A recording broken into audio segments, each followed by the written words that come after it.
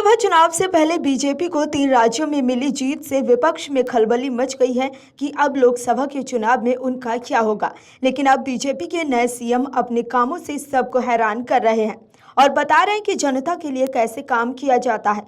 कांग्रेस राजस्थान की सत्ता से बेदखल हो गई है। जो बीजेपी की नई सत्ता आई है वो आते ही एक्शन मोड में दिखनी शुरू हो गई है। कांग्रेस की मुसीबत अब शायद बढ़ भी जाएगी सरकार के इस फैसले के बाद। कांग्रेस पहले से ही परेशान थी और अब जल्द ही इंक्वायरी की तलवार भी लटक सकती है। राजस्थान में जो नई सरकार बनी है वो उसने पीएम मोदी की सोच को पहले दिन से ही अपनाना शुरू कर दिया है। पीएम मोदी कहते थे कि हम भ्रष्टाचार के खिलाफ जीरो टॉलरेंस रखते हैं। कांग्रेस के शासनकाल में जो भी अन्याय हुआ है युवाओं के साथ, अब राजस्थान की नई सरकार एक एक करके सबकी जांच कराएगी। आखिर कैसे भजन लाल ने बढ़ा दी है कांग्रेस के नेताओं की धड़कन, बताते हैं आपको। राजस्थान की नवनिर्वाचित बीजेपी सरकार ने राज्य में संगठित अपराध को रोकने के लिए एंटी गैंगस्टर टास्क फोर्स गठित करने का निर्णय लिया है।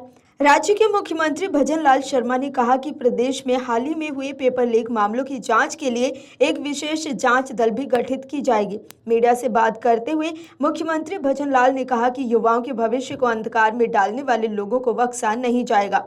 भविष्य में पेपर लीक ना हो ये भी सुनिश्चित किया जाएगा।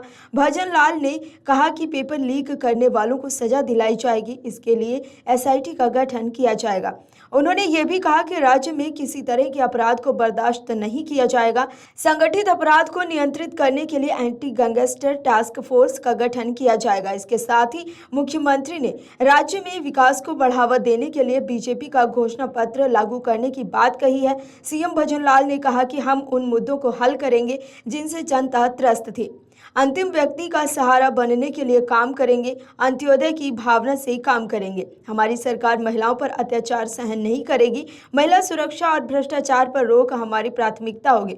उन्होंने ये भी कहा कि मोदी की गारंटी पूरी की जाएगी। सीएम भजन लाल ने आगे कहा कि हम भ्रष्टाचार के प्रति जीरो टॉलरेंस की नीति अपनाने के साथ ही महिलाओं के खिलाफ अपराध मिटाने के लिए संकल्पित हैं।